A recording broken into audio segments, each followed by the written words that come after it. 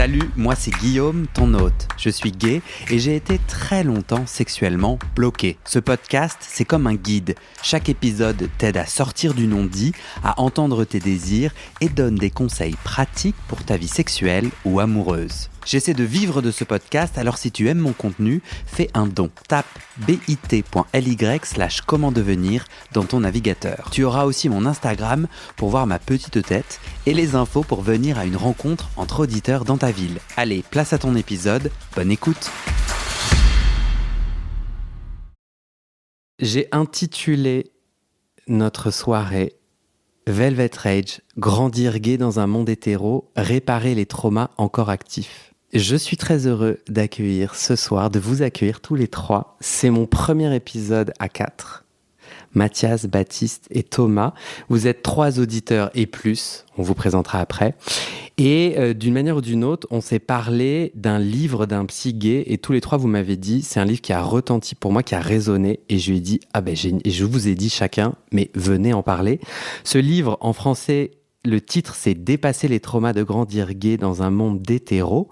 C'est un livre qui est que en anglais, qui date de 2006 avec une révision en 2012, d'un psy gay Alan Downs.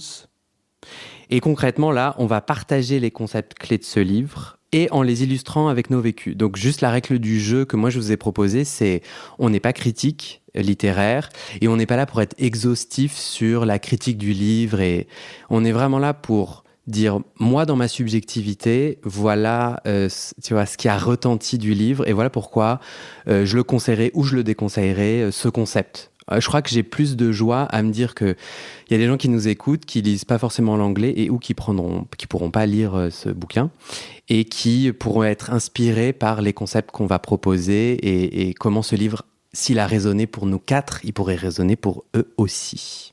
Ça vous va ? Ça nous va. Ça me va. Ça hoche. Cliquetis de validation. Nous allons discuter en 3 parties qui sont en fait les parties du livre et je pense que ça sera 3 épisodes. Mais on est bien libre. Première partie, c'est reconnaître la honte d'être gay. Avec les 10 impacts nocifs et souvent encore actifs à notre insu de cette honte-là. La deuxième partie, c'est compenser pour survivre, avec les 7 stratégies de survie habituelles pour compenser. Et la troisième partie, c'est se libérer de ces impacts et stratégies et trouver son chemin d'authenticité, avec les 12 conseils de l'auteur du livre. J'ai utilisé ChatGPT pour m'aider. C'est pour ça qu'il y a ces intitulés, en fait. C'est que je lui ai demandé, pour chacune des parties, de me dire, OK, c'est quoi les 10 impacts nocifs? C'est quoi les impacts? Liste-moi les impacts nocifs. Il m'a dit, il y en a 10. Liste-moi les stratégies de survie. Il m'a dit, il y en a 7. Et on pourra, du coup, je les mentionnerai parce que c'est un peu l'essence du bouquin. Et on pourra après dire, soit on pourra me critiquer pour avoir utilisé ChatGPT, soit on pourra critiquer ChatGPT, ajouter ou retirer. Je vous propose qu'on se présente rapidement. Et je vous propose, en commençant par toi, Thomas, que tu donnes ton prénom. Je sais pas ce que tu as envie de dire sur toi. Peut-être tu écoutes le podcast depuis combien de temps, combien d'épisodes. Peut-être comment as-tu découvert le livre, succinctement. Oui, avec plaisir, Guillaume. Bonsoir à tous. Donc je m'appelle Thomas. Voilà, j'ai 36 ans. Je suis gay. T'habites dans quel coin ? J'habite à Lyon depuis peu. J'ai vécu quelques années à Paris, mais je suis originaire du Grand Ouest, du Grand Ouest, Angers, plutôt la vallée de la Loire, le bon vin, les châteaux, tout ça. Et j'écoute le podcast depuis pas très longtemps, je pense, dirais 1 mois, 5 semaines. Je l'ai découvert par hasard sur Instagram. L'épisode qui parlait de bipolarité avec Lola Wesh. Mm-hmm. Voilà. C'était pas l'épisode où tu faisais référence au livre. Je sais plus dans quel épisode tu y fais référence, mais je l'ai écouté après. Mm-hmm. C'est marrant parce que toi, c'est par hasard, en échangeant soit sur Instagram, soit sur WhatsApp, où tu me dis « Ah, t'as cité le livre, trop bien, je l'ai acheté, ou je suis en train de où il m'a beaucoup touché. » Enfin, en fait, moi, j'avais identifié Baptiste et Mathias pour faire cet épisode, et toi, de nulle part, tu m'as dit « Ah, tu m'as parlé du livre », et j'ai dit « Bah, moi, je crois un peu parfois au signe. » J'ai dit « Tu veux venir en parler ?» Tu m'as dit « Pourquoi pas ?» Et je me suis dit « Il va jamais être dispo. » Là, on est un mercredi soir à 18h20. Et il me dit « Ouais, ok. » Donc j'ai dit « Viens. » C'est la magie. C'est la magie. Et t'avais découvert comment, du coup, Velvet Rage, le livre ?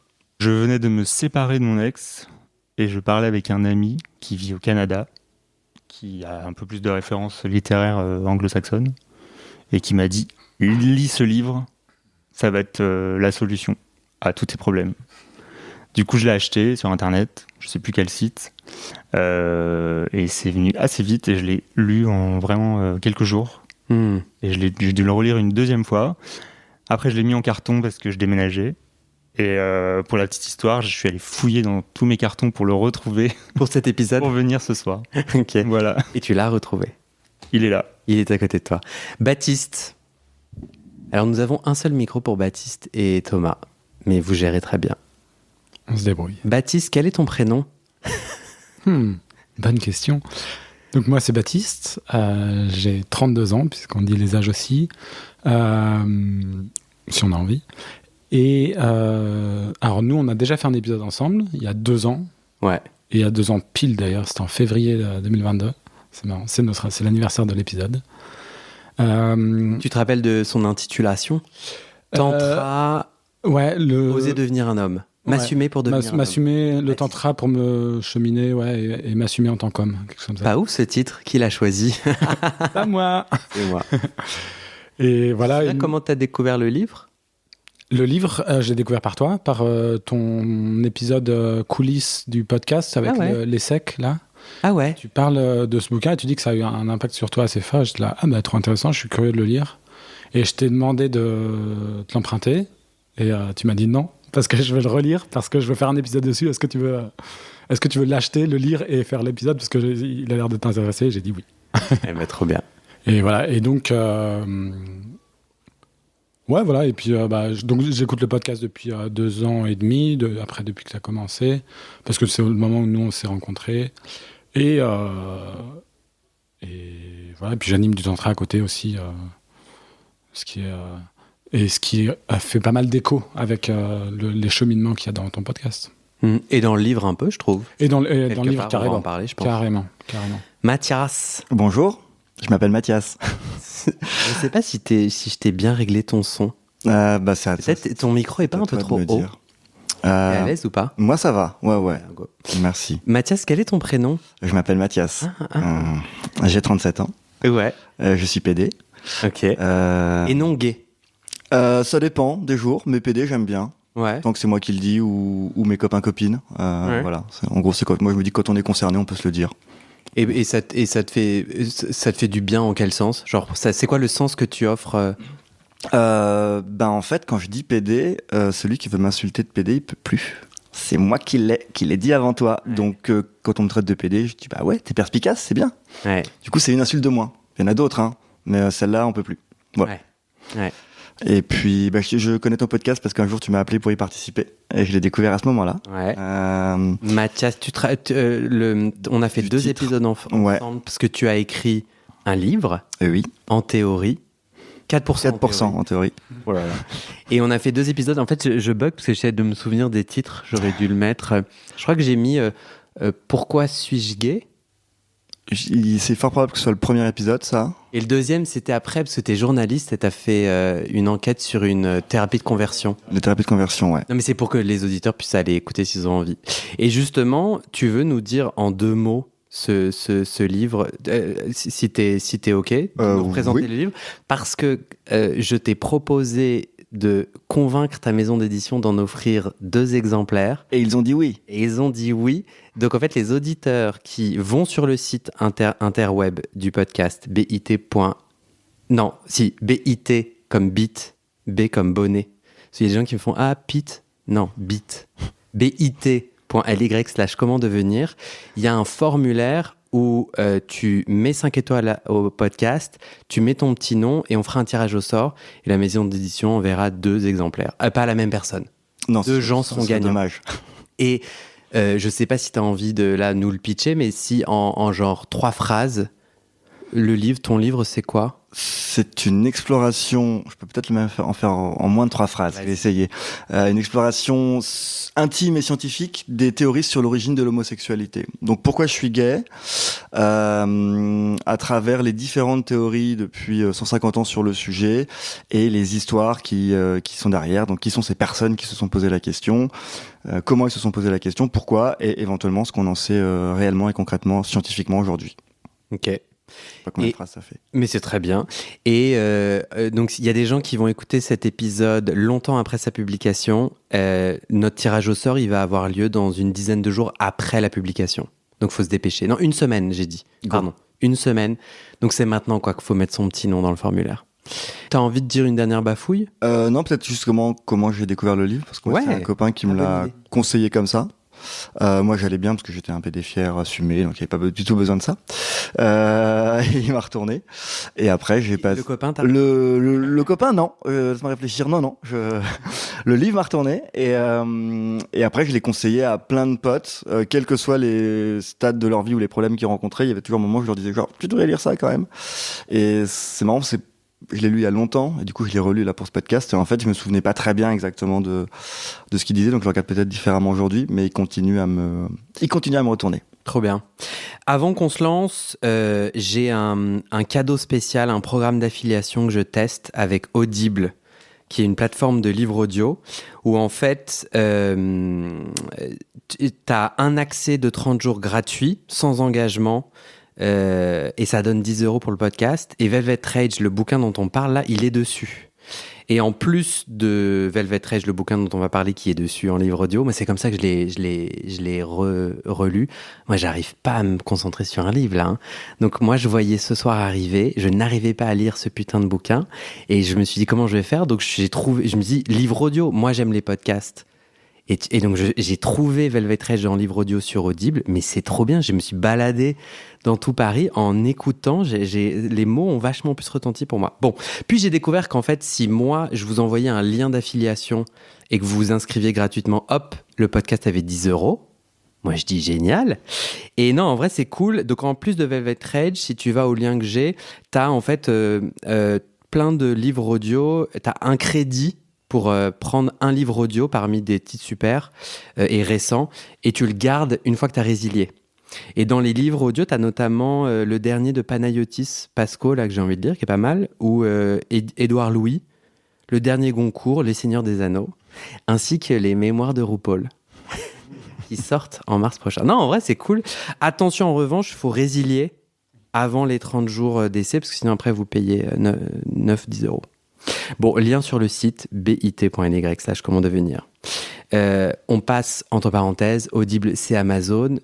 Amazon, c'est aussi le mal. On peut trouver Velvet Rage dans des librairies indépendantes, mais c'est assez compliqué pour être honnête. Moi, j'ai essayé. Mais si on va à notre librairie indépendante et qu'on lui demande de commander, ça peut le faire. Mais c'est des bouquins un peu plus chers parce qu'ils sont pas édités Enfin, faut le faire venir d'Angleterre aux États-Unis. Je vous propose, j'ai demandé à ChatGPT de m'expliquer le titre que je n'avais pas compris, hein, Velvet Rage, je comprenais pas le rapport, fils unique. Et sachez que j'ai un ami hétéro. Oh, eh oui, il en faut. Déjà. C'est étonnant, mais qui m'a passé son compte ChatGPT payant. Et alors, moi, révolution. Donc, ces épisodes sont pleins de ChatGPT. ChatGPT m'a dit, le titre combine 2 mots qui capturent l'essence du livre. Le premier mot, c'est velvet, qui veut dire velours en français. Le velours est un tissu traditionnellement associé à la richesse, au luxe et à la douceur. Dans le contexte du livre, le mot velours, velvet, symbolise la façade extérieure que beaucoup d'hommes homosexuels apprennent à présenter au monde. Cette façade est douce, attrayante et souvent conçue pour plaire ou satisfaire les attentes des autres, masquant la douleur et les luttes intérieures. Le velours peut également faire allusion à une forme de richesse intérieure ou de potentiel caché qui est étouffé ou non exprimé à cause de la peur du rejet ou de la nécessité de conformité. Il est fort, ChatGPT. Franchement, moi j'ai eu un peu des frissons là en le relisant. Je l'avais même pas compris non plus jusqu'à maintenant en fait. Toi non plus, mais... Genre, ouais. J'avais même pas réfléchi au titre. Ouais, ben moi j'ai vraiment mis ça dans ChatGPT. Le deuxième terme de Velvet Rage, c'est rage. La rage fait référence à la colère profonde, souvent refoulée ou non reconnue, découlant de la douleur et de la souffrance vécue en grandissant et en vivant dans un monde qui n'accepte pas pleinement l'homosexualité. Cette rage peut être dirigée vers soi-même, résultant de la honte internalisée ou vers la société en raison de son manque d'acceptation et de ses préjugés. La rage peut être silencieuse et cachée, pas nécessairement explosive ou visible, ce qui correspond à la manière dont elle est souvent vécue par les hommes homosexuels, décrit par Downes, l'auteur. Ça vous parle ? C'est ça le bouquin ? C'est assez parlant, ouais, je trouve. Ouais, moi, ça me parle vachement. Ce côté... et il y a le velours qui cache la rage un peu, tout ça, c'est la façade et derrière ça bouillonne. Ouais, donc carrément. Oui, complètement. Et moi, ça m'évoque même un rideau. Tu vois, un rideau de théâtre en velours. Oui. Et je voudrais faire remarquer que tu es assis sur un fauteuil en velours. Et un fauteuil de théâtre. C'est fait exprès. Pas du tout. Non. Une amie a chiné ça. Apparemment, c'est un fauteuil de théâtre de Paris. Ça rigole pas, hein. Mais il est très beau. C'est un de mes plus gros investissements. Genre, j'ai payé 200 €. J'ai jamais payé autant pour un... Bon. Oui. Un velours, ouais. Voilà. Et la question du rideau qui vient masquer, mais qui vient Grave. aussi présenter une façade qui est douce, attrayante, soyeuse, et qui cache quelque chose. Comme j'ai pas mal parlé, là on rentre dans notre première partie et le bouquin commence par mettre des mots sur la honte, cette honte nocive. Je vais vous lire les 10 que ChatGPT a trouvé, mais je crois que j'ai suffisamment parlé là et j'aimerais bien d'abord que vous... Est-ce que vous voulez en saisir un ? Est-ce que l'un d'entre vous trois a en tête un moment où quand grandissant et se rendant compte que tu es gay, tu ressens de la honte qui t'a impacté, une forme de honte. Moi, j'ai l'impression que c'est le quotidien dans la cour d'école, donc Ouais. c'est dur d'en extraire un moment, quoi. Mais je pense le rapport aux filles, peut-être, par exemple. Enfin, moi, dans mon cas, en tout cas, la drague un peu feinte, un peu fake des filles en faisant croire qu'on est hétéro, en espérant quand même que ça marche pas trop parce qu'on serait bien, enfin, je serais bien embêté. C'était pas des moments très agréables. Je pense que le mot honte dessus colle assez bien avec ce que j'ai pu ressentir, ouais. Si je comprends bien, toi, Mathias, c'est que tu voulais, jouer à l'hétérosexuel en draguant Ouais. des Bah meufs. ouais. Et Thomas, Comme tout le monde. Ouais, je veux bien compléter parce que c'est vrai qu'au collège, c'est la période où on commence à explorer son corps, sa sexualité, les sentiments, puis on voit les copains qui chopent les plus belles nanas du collège et tout. Et donc on voit peut-être qu'il y a cette phase où on essaye, enfin moi j'ai l'impression d'avoir essayé de rentrer, de coller à des codes. Et à chaque fois, j'allais voir des filles avec qui je m'entendais bien et j'étais vraiment attiré. Et en fait, à chaque fois, elles me disaient « Ah mais non, t'es trop mon meilleur ami. Du coup, ça pourrait pas marcher, ça gâcherait notre amitié. » Ça, j'ai entendu ça une dizaine de fois. Du coup, la honte de se prendre un râteau, de devoir le dire à ses copains. Faut dire, bon, je me suis pris un râteau, mais j'ai 15 meilleures amies, copines, quoi. Ouais. Il y a un truc qui se passe dans la répétition. Ouais. Parce que vous, tous les deux, en gros, vous vous rendez compte que vous êtes gay et immédiatement vous le cachez et vous avez... Parce que toi, tu parlais dans la cour de récré, c'était en permanence la honte, c'est-à-dire comment toi tu la vivais Mais enfin, je sais pas, avant c'est la honte de pas être déjà intégré dans le club des garçons, quoi. C'est la honte, enfin dans mon cas c'était la honte d'être nul au foot, c'était la honte de pas aimer les mêmes activités que mes potes, donc je voulais être leur pote, mais je sais pas si c'était vraiment mes potes en fait. Ouais. Donc au quotidien t'as le sentiment d'être un peu décalé. C'est juste un peu à côté. T'as tout le monde qui marche dans la même ligne, puis toi t'as un pied de l'autre côté de la ligne et tu sais pas trop pourquoi. Enfin, moi j'étais persuadé que tout le monde le voyait. Du coup, t'en fais encore plus. Que tout le monde voyait que t'étais gay. Bah, que t'étais pas normal. Normal étant dans la norme, hein, je m'entends. Je sais pas si je m'aurais mis le mot gay à l'époque, mais en tout cas, pas comme les autres, ouais. Pas comme la majorité des garçons. Baptiste ? Ouais, moi j'ai l'impression d'avoir vécu un poil différent parce que je crois que la honte elle est venue en fait un peu, je sais pas, un peu dans un second temps parce qu'au début j'étais tellement, mais alors, en fait mon histoire, c'est que moi, je découvre que je suis gay à 14 ans en regardant du porno. Et j'en avais aucun soupçon avant, quoi. Vraiment, en primaire, j'étais amoureux de filles. Et puis, au collège, j'étais jamais populaire, mais j'avais des amis et tout. Donc ça allait. Et en fait, ça a été un tel choc que, avant même la honte, c'était comme si... c'était vraiment une partie de moi. Et c'est vraiment... c'est 10% de mon être, et c'est 10% qui sont évidemment bunkerisés au souterrain, abri atomique, tout ce que tu veux. Et c'est vraiment une toute petite partie de moi, et ça va rien changer au reste de ma vie. Donc il y avait vraiment un truc de... J'ai l'impression que la dissociation, et il en parle dans le bouquin, la dissociation, la compartimentalisation vraiment extrême, elle est venue presque avant la honte, en fait, je me demande, en vous écoutant là. Et c'est vraiment au fur et à mesure où j'ai continué à regarder du porno, à me masturber, à cacher ça à mes parents. Donc, et là, il y a eu vraiment de la honte. Je me souviens de... j'ai failli me faire attraper une ou deux fois quand j'étais sur l'ordinateur familial, le gros fixe avec la DSL. Le modem. Ouais, voilà. Les moins de 20 ans ne sauront pas de quoi on parle. Mais je me souviens de moments où j'avais fermé la porte, mais c'est une porte du bureau. Ils peuvent rentrer à n'importe quel moment. Et mon père qui rentre et de refermer mon slip et de fermer la page et tout en 2 secondes et de pas bouger, d'être hyper frémissant. Et puis là, c'est double honte je regarde du porno, c'est interdit, et en plus c'est du porno gay. Là, c'était vraiment... ça c'était vraiment le choc. Donc j'ai l'impression que d'abord j'ai vraiment dissocié, compartimentalisé, et j'ai continué à affectivement tomber amoureux de filles, même si évidemment j'avais jamais de copine parce que j'étais jamais là-dedans, et ensuite c'est que quand au bout d'1 an où je regarde du porno et que je vois que le porno gay quand même ça me fait 1000 fois plus d'effet que le porno hétéro, et là où je me dis là il y a une honte qui commence à grandir, mais c'était plutôt vers 15-16 ans et qui est venu petit à petit, quoi. Ouais. Thomas, t'as levé la... Ouais, c'est une réaction par rapport à la honte aussi qu'on commence à percevoir dans le regard de ses parents. Dans mon cas, ça a été assez flagrant.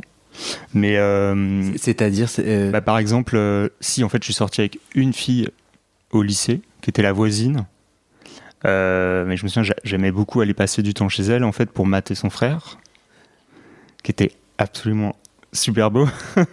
Et elle, c'était ma copine, donc on s'embrassait et tout, mais pas plus. Et un jour, mon père, il vient il me tend une boîte de préservatifs. Il me dit, tu fais attention, tu vas en avoir besoin maintenant. Et en fait, j'ai vraiment senti physiquement du dégoût à l'intérieur. L'heure d'après, j'ai mis fin à cette relation avec cette fille parce que c'était inconcevable qu'il se passe autre chose physiquement avec cette fille. Et du coup, ton père ou tes parents ou dans ta famille ont parlé de sexualité ? Enfin, il a débarqué avec une boîte de préservatifs sans avoir mis des mots avant sur la sexualité. Ouais, jusqu'à mes 30 ans, je pense que ça a été la seule interaction avec le sujet du sexe avec mon père. Et la sexualité, c'était... Non, c'était tabou. Enfin, c'était tabou. Non, c'était pas un sujet. Ouais. Après, on parlait d'orientation sexuelle. Enfin, il y avait un oncle homosexuel dans ma famille qui était connu, qui était out, mais pas auprès de tout le monde. Ça, c'est un sujet aussi, pas auprès de mes grands-parents notamment. Et après, ça a joué aussi dans mon parcours. Oui, donc les références, parce que je pense que j'ai aussi l'impression que la honte qu'on peut se construire, avoir dans la tête, c'est nous-mêmes qui faisons une soustraction entre... Je sais pas où je vais avec cette image, mais c'est quoi les références ? Qu'est-ce qui est acceptable et qui je suis ? Tu vois ? Et donc là, ce que j'entends, c'est toi, tu comprends que l'homosexualité existe, mais qu'elle doit être en partie cachée, puisqu'il est pas out auprès de tout le monde.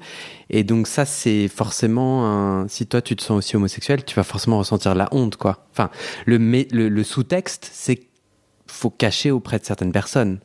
Oui, c'est ça. C'est qu'en fait, c'est sous-entendu. Tu as le droit d'être homosexuel, mais accepte qu'il y a un certain sacrifice à payer pour le vivre, ou alors tu vas pouvoir le vivre, mais dans un certain cadre. Ouais. Je vous propose, en fait, moi, je vais vous demander votre aide parce que Pour moi, c'est les 2 parties après qui me semblent être les plus intéressantes pour notre échange, parce que pour moi, c'est tellement une évidence que j'ai grandi dans la honte, qu'elle a eu un impact massif, qu'en fait là, continue à creuser mais rappelle-moi les moments où tu as eu honte. Moi, tout de suite là, j'ai un peu du mal à avoir l'intérêt, mais je crois que y a plein d'auditeurs pour qui ça peut avoir un intérêt, et possiblement vous avez envie de rajouter des éléments là-dessus. Mais je sens que j'ai un biais où j'ai un peu l'impression que oui, on peut enfoncer des portes ouvertes. Je peux vous raconter toutes les histoires d'harcèlement et d'exclusion que j'ai eues à l'école, mais je pourrais le faire et je pourrais vous demander est-ce que ça a été votre cas. Bon, mais les 10 impacts, selon ChatGPT, les 10 impacts de la honte d'être gay décrits dans le livre, le premier c'est anxiété et stress constant, d'être découvert ou rejeté, et donc se surveiller en permanence. Le deuxième c'est dépression et sentiment d'isolation, de ne pouvoir partager qui on est. Le troisième c'est faible estime de soi et image corporelle négative. Le quatrième c'est épuisement émotionnel et physique, dépression. Le cinquième, conflit interne et dissonance cognitive. Avoir un clash entre 2 pensées ou comportements ou valeurs contradictoires, c'est ce que tu disais sur la segmentation, Baptiste. Je suis à combien là ? 5 1, 2, 3, 4, 5. 6, problème de confiance et paranoïa. 7, dépendance aux substances ou comportements à risque. Pour faire face au stress émotionnel et à l'insatisfaction de la vie. 8, perte d'opportunités de croissance personnelle. C'est un peu une traduction de l'anglais. 9, difficulté à former des relations authentiques. Et ça fait 9. Donc il en manque une ou j'ai mal compté. Bon, on s'en fout. En fait, ma numérotation a bugué. Donc en fait, j'ai pas les chiffres. Ça vous parle ? Au moins 1 sur 2. 1 sur 2, ouais. Au moins, ouais. Ouais, c'est ça. Et en fait, juste pour du coup remettre dans le cadre de là notre échange, j'entends énormément de gens, et Alan Downs, l'auteur, le psy gay qui a écrit ce bouquin-là, il dit une des premières clés, c'est de mettre des mots sur la honte et ses impacts nocifs. Parce que encore, elle peut rester active quand on est adulte. Parce qu'en fait, on a tous la trentaine. On pourrait se dire, ressasser le passé avec les problèmes de l'école. Enfin, aujourd'hui, on a peut-être des amoureux ou eu des amoureux. Enfin, on est peut-être ailleurs dans nos vies. Et en fait, ce que Alan Downs dit, et moi je suis assez d'accord, vous allez me dire ce que vous en pensez, le fait de revenir dans le passé, de remettre des mots sur ces blessures et traumas originales et fondamentales, parce que là, on est en train de parler au moment clé où on est en train de se développer, où on est ado, en train d'essayer de trouver une place dans la tribu, la grande tribu humaine, et où en fait le rapport aux autres est vachement clé et tout, tout ce qu'on est en train de raconter arrive à ce moment-là et laisse un impact. Vous êtes d'accord là-dessus ou pas ? Oui. Ah oui. Oui, carrément. Du coup, oui. Est-ce que vous avez envie d'ajouter des choses sur la réalité de sur les points là que je vous ai dit? Est-ce que il y en a qui résonnent particulièrement que vous n'avez pas mentionné? Moi, je serais curieux que tu nous racontes aussi un peu pour toi. Ouais. Ça résonne pour toi. Moi tout cela. Hein. Ah non, mais moi, je te les fais tous. Hein. Moi, ça me... Je sais pas, moi, déjà, j'ai fait une dépression. Donc, j'ai commencé à faire des crises d'angoisse dans des examens qui, pour moi, sont liés à ça, au fait je suis dans un costume, je suis dans un faux semblant permanent sur qui je suis à l'école, la performance en cours, et plus généralement, j'ai aucune amitié authentique. En fait, mais c'est très tardivement que j'ai osé me dévoiler aux gens, quoi. Vraiment, tu vois.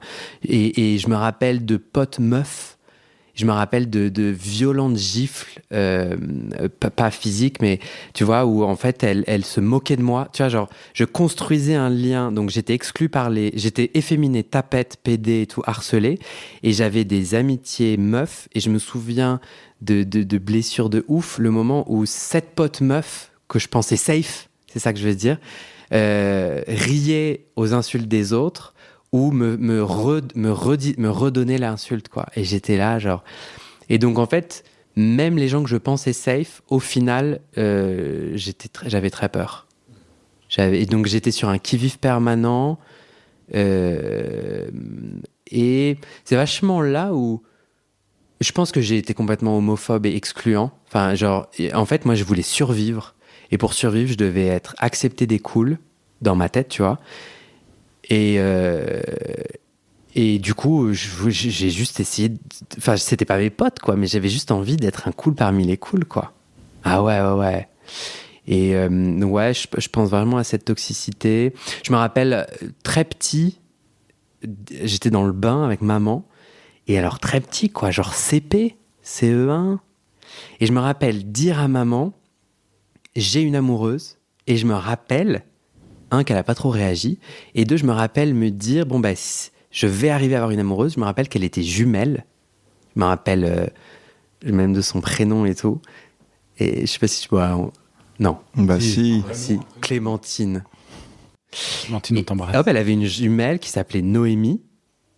Et je me rappelle le dire à maman en mode je serai hétéro, quoi. Enfin, je me rappelle le dire pas parce que c'était important pour moi ou joyeux, mais c'était un peu pour dire je veux pas être différent. Et je me battais pour pas être différent, pour être comme les autres, quoi. Donc tu te mentais déjà au CP, en fait. Ah, moi, je me souviens super jeune. Alors, après, les souvenirs, c'est de la modification, mais moi, je me souviens fantasmer sur la braguette de mon surveillant. Et je suis à l'école à Versailles, une école qui s'appelle Lafittan. Donc, tu vois, je peux pas, et je sais où j'étais et le toboggan qu'il y avait. Donc, je peux pas mettre le surveillant dans la mauvaise école. C'est ça que j'essaie de dire. Et Lafittan, j'y étais jusqu'en CE2, CM1. Et après, je suis allé dans un collège-lycée privé catho. Oh, la bonne idée. C'est cool. C'était une bonne idée. C'était bien, ça. Donc moi, je me souviens super tôt être super sexuel très, très tôt, ouais. Et me détester pour ça. Alors, tu vois, moi, là, dans mes notes, là, sur les 10 impacts nocifs, le sentiment d'isolement. Non, mais j'ai jamais été aussi seul de ma vie, quoi. Difficulté à former des relations authentiques de ouf, je viens de le raconter. Est-ce que quelqu'un veut... Et dépendance aux substances et comportements à risque, moi je dirais que... Et encore aujourd'hui, il y a encore des trucs de cet impact nocif qui continue aujourd'hui. Moi j'observe quand même... j'ai jamais utilisé des drogues parce que j'ai trop peur. Mais le travail... surtravailler, c'est sûr. Et je sais que je régule aussi pas mal mes émotions avec la masturbation. Et ça, quand j'en parle à mes potes hétéros, il y en a pas mal qui le font aussi, donc je suis pas en train de dire c'est égal et tout. Mais je sais que j'étais tout seul dans mes kiffs gays. Et donc la masturbation, c'était l'unique endroit autorisé où je pouvais jouir, éjaculer, faire vivre mon homosexualité pour après... la renflouer et l'enfouir encore plus profond avec ce sentiment de culpabilité quand t'as joui. Cliquetis de validation de Baptiste. Et d'ailleurs, ça m'a vachement... C'est une raison pour laquelle j'ai lancé ce podcast. C'est parce qu'en fait, j'étais super fort pour fantasmer dans ma tête en me branlant, et caché tout seul. Enfin, tu vois, dans une masturbation solo, mais me connecter à l'autre, j'ai mis 1000 ans à y arriver, quoi. Parce que j'avais autorisé une compartimentalisation qui était là, ok, tu seras gay quand tu jouis et tu auras honte en jouissant. Mais en même temps, la connexion à l'autre, les hétéros, ils l'ont apprise depuis leur plus jeune âge, pas nous. Enfin, je pouvais pas draguer sincèrement puisque je savais pas qui je voulais draguer. Et donc, je pense que nous, on a appris tout ça vachement tard. Peut-être, enfin, trop tard, dans le sens où, pas à l'âge auquel on aurait dû l'apprendre, on aurait dû avoir la possibilité de l'apprendre comme tout le monde, en fait, en tant que gamin, pouvoir jouer à draguer, à créer du contact physique, se prendre une tarte, à apprendre à draguer. En fait, tout ça a été fake, quoi. Enfin, moi, en tout cas, gamin, tout ça a été fake. Je pouvais pas draguer les mecs parce que je me cachais, et draguer les meufs, c'était juste une façade, le fameux rideau, quoi. Donc, marche pas, quoi. Moi, non, Baptiste, tu veux dire quelque chose ? Ouais, je veux juste rebondir là-dessus sur... et moi, mon psy, là, il me dit parfois... ah ouais, c'est intéressant. Et en fait, en conséquence de ça, c'est notre adolescence, elle est à la vingtaine. Et ça, il en parle aussi dans le bouquin. Et Et en vrai, je trouve ça chouette, autant, enfin, vaut mieux tard que jamais, et kiffons. Et c'est vrai que ce truc de, alors peut-être on est un peu moins sur draguer, mais plus sur construire des relations. Et voilà, et aller tester à droite à gauche, se tester sexuellement, qu'est-ce qu'on aime, et se tester relationnellement, exclusif, etc., fermé, à quel rythme, etc. Enfin, toutes les questions que viennent poser une relation. Et ben on se les pose maintenant, et mon psy me dit c'est intéressant, c'est comme si vous rattrapiez votre adolescence maintenant. Et je dis bah ouais, carrément, en fait c'est ça, on a été un peu privé d'adolescence parce on a tout verrouillé, et ben maintenant qu'on déverrouille, et ben voilà, enfin il faut rien du tout, mais on rattrape le retard tant qu'on peut, quoi. Thomas, t'es pas obligé, hein, mais c'est juste pour passer la parole si t'avais envie. Ouais, si, je veux bien. C'est pour rebondir sur les points qui sont listés, là, la question de la santé mentale. Enfin, voilà, moi, j'ai eu une adolescence qui a été aussi impactée par la séparation de mes parents au moment où je prenais conscience de ma sexualité. Et donc, ça a été aussi un peu des trajectoires vraiment antinomiques entre cet épanouissement dans mon attirance pour les garçons et la perte et vraiment la destruction d'un modèle familial. Et encore aujourd'hui, c'est quelque chose qui est très challengeant, et je travaille dessus. Mais je pense qu'on est beaucoup d'homosexuels à aligner des heures et des heures chez le psy, à ressentir la haine de soi. Enfin, je voulais rebondir là-dessus tout à l'heure, ce que tu disais, Guillaume, c'est la honte, mais c'est aussi la haine de soi qui se manifeste souvent dans la haine de l'autre. En fait, quand on est tellement marqué par ça depuis la tendre enfance, d'avoir été l'objet du rejet des autres pour notre différence. Et après, soi-même, on développe des tactiques, et c'est un peu de ça dont il parle dans le livre, c'est qu'on développe des mécanismes de contournement de la honte en développant du rejet de l'autre. Enfin, en développant du rejet de l'autre. Voilà. Jusqu'au jour où, en fait, et c'est un peu, sans spoiler la suite du livre, mais c'est le retournement de point de vue qui permet de transformer cette haine de soi en quelque chose qui permet de dépasser ça et de dépasser cette rage et cette colère. Mais c'est un long cheminement. Mais voilà, mais après des anecdotes liées à tout ce qui est listé et traduit par ChatGPT, oui, j'en ai plein, mais... Ouais, on en a tous, ouais, j'ai l'impression. Mathias, tu voulais rebondir sur... oui, non, quand tu parlais de la... Quand tu parlais de la crise d'adolescence, moi j'étais un gamin justement très sage parce que peur de me faire repérer. Donc je bossais super bien à l'école, je faisais tout ce qu'on me disait, j'étais extrêmement anxieux, etc. Et j'ai jamais claqué la porte à mes parents ou dit merde. Et ma mère a toujours dit de toute façon un jour la crise d'adolescence on l'a fait tous et tu la feras un jour. Et du coup je l'ai fait à 30 ans.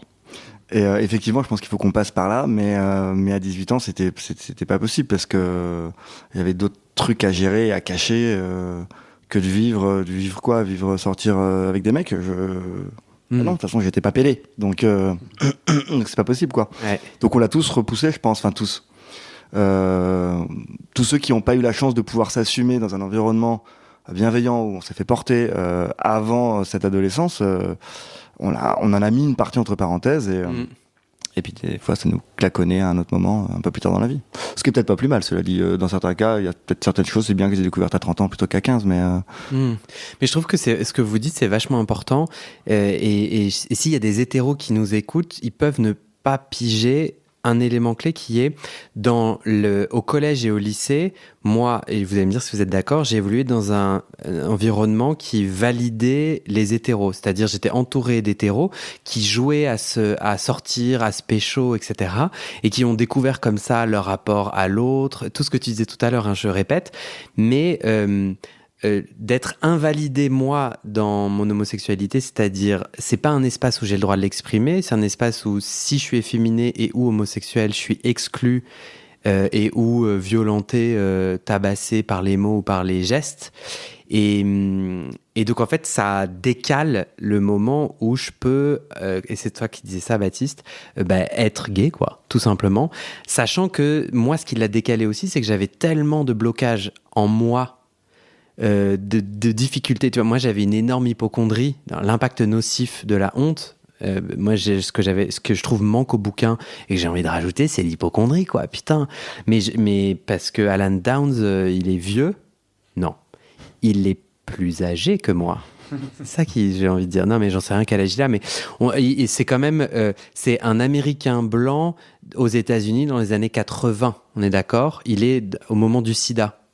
Et en tout cas, moi, cette angoisse irrationnelle des IST a été un impact nocif direct où en fait j'étais encore empêché d'avoir une jouissance et un rapport sexuel libre par mon propre cerveau. Donc ça a encore décalé ma capacité à jouir. Et moi, je dirais que j'ai commencé à baiser et à être présent dans ma sexualité. Ah putain, 34, 35 ans. Ah, c'était récemment. Bah, c'est avec le podcast. Non, en vrai, hein, j'étais là, putain, on va pas vivre. Je vais crever. Je vais avoir 40 ans. Faut y aller, Guillaume. On va pas. Et tu vois, il y a un élément clé qui m'y a fait penser, c'est j'invite. Je vais dans un niveau de détail, mais j'invite maman à visiter l'Assemblée nationale. Je vous le conseille si vous passez par Paris. Avec ta maman ou... Ouais. Récemment Ouais. Genre vraiment il y a quelques semaines. Très sympa, il faut s'inscrire et tout, mais c'est un super beau lieu à visiter, c'est gratuit et tout, franchement trop cool. On arrive dans la queue, on se retrouve dans la queue, et là merde, j'ai oublié ma PrEP. Et en fait, parce que je suis dans un moment de reconstruction qui est un peu la troisième partie du bouquin sur la question de l'authenticité,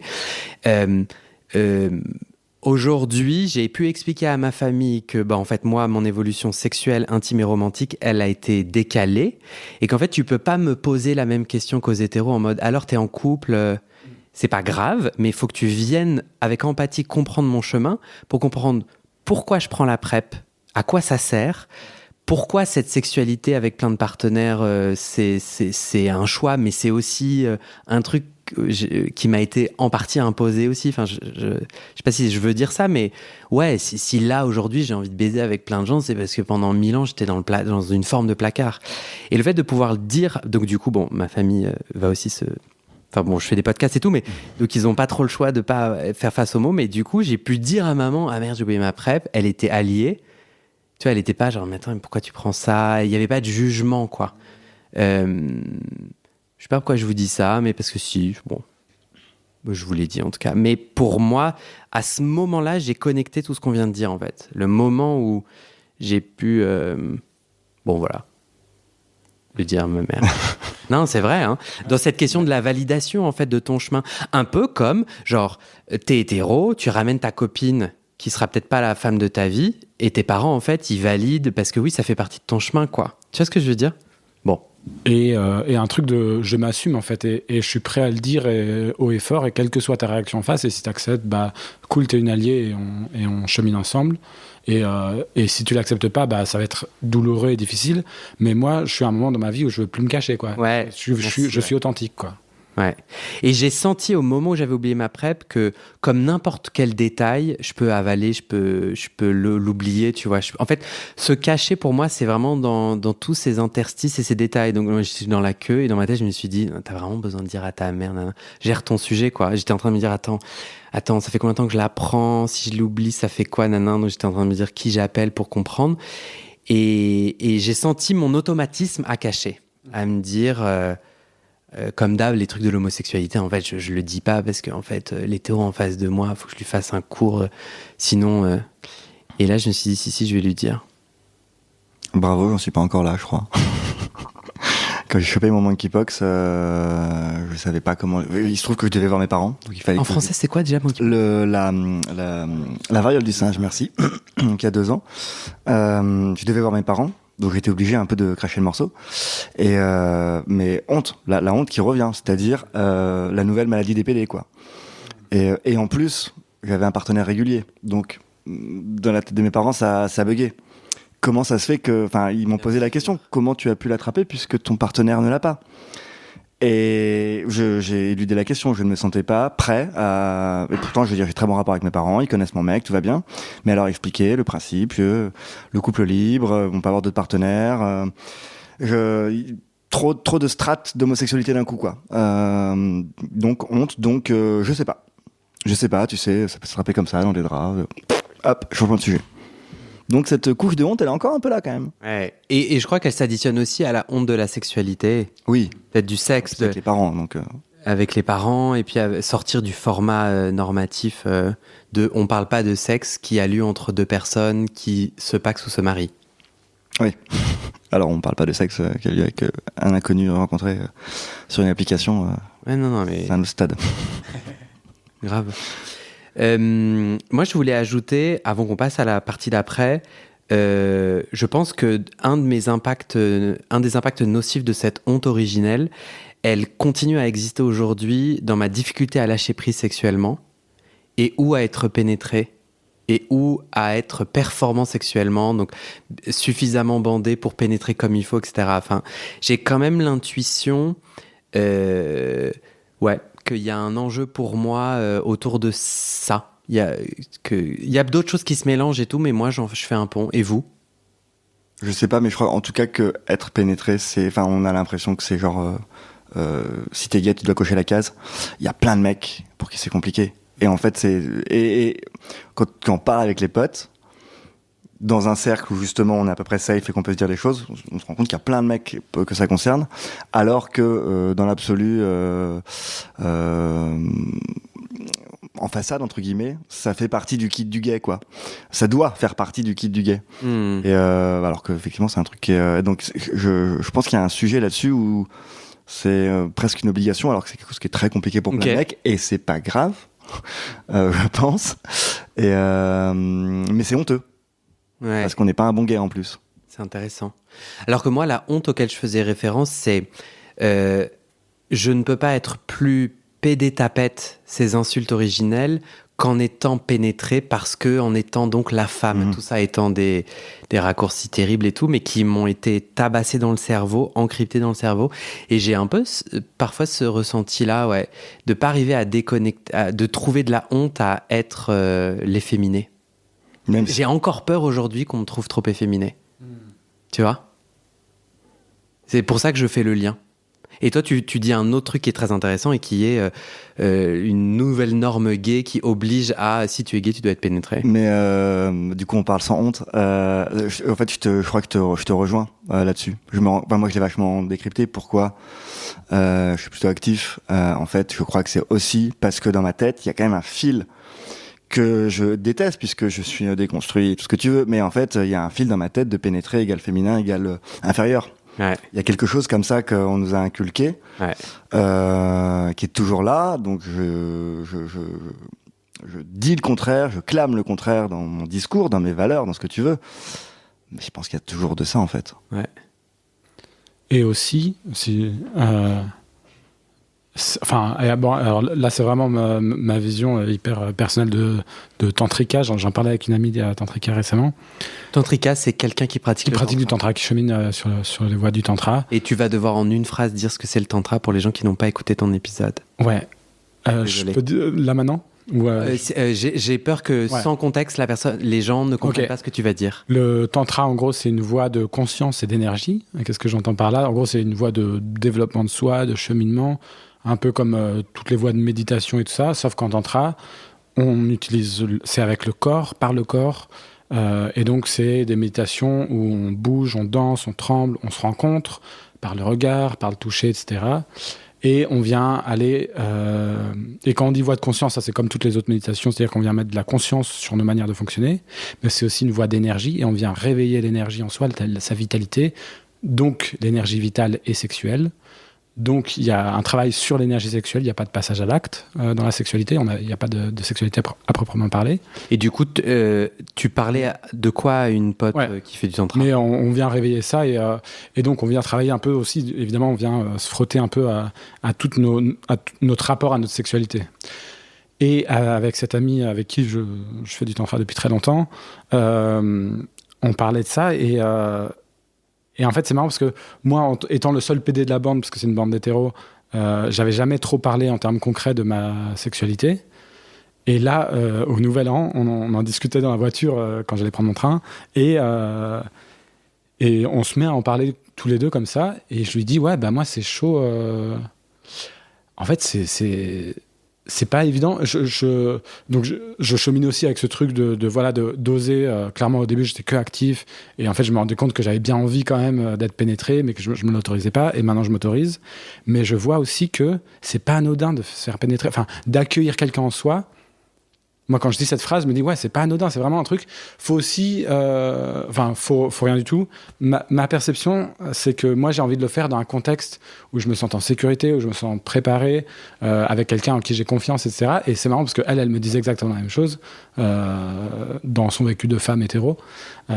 C'est, en fait, moi, ma vision aussi, c'est, non seulement je trouve ça chouette de se déconstruire, de s'autoriser à être pénétré quand on en a envie, quand le corps en a envie, et de s'autoriser aussi à pas le faire pour autant n'importe où, n'importe quand, et de faire de faire les choses bien, de mettre du soin et avoir de l'indulgence avec soi-même avec ça, quoi. Clic-tard. On va terminer là la première partie, à moins que Thomas, tu aies une dernière bafouille. Sinon, tu auras la première bafouille de l'épisode suivant. Te force pas, c'est juste pour te donner la parole. La réponse, c'est non. Bon, on va passer à la deuxième partie. Super. La prochaine partie, donc là, toute la première partie du bouquin, elle est sur, on remet des mots sur la réalité de la honte, à quoi elle ressemble et ce qu'elle impacte, et on vient d'en citer 10. La prochaine partie, c'est alors face à cette honte, pour survivre, on va mettre en place 7 stratégies, soit pour survivre, soit pour compenser, et on va en parler dans la deuxième partie. À dans quelques jours. Nous, à tout de suite. Je vous ai acheté des jus de fruits. C'est goûté.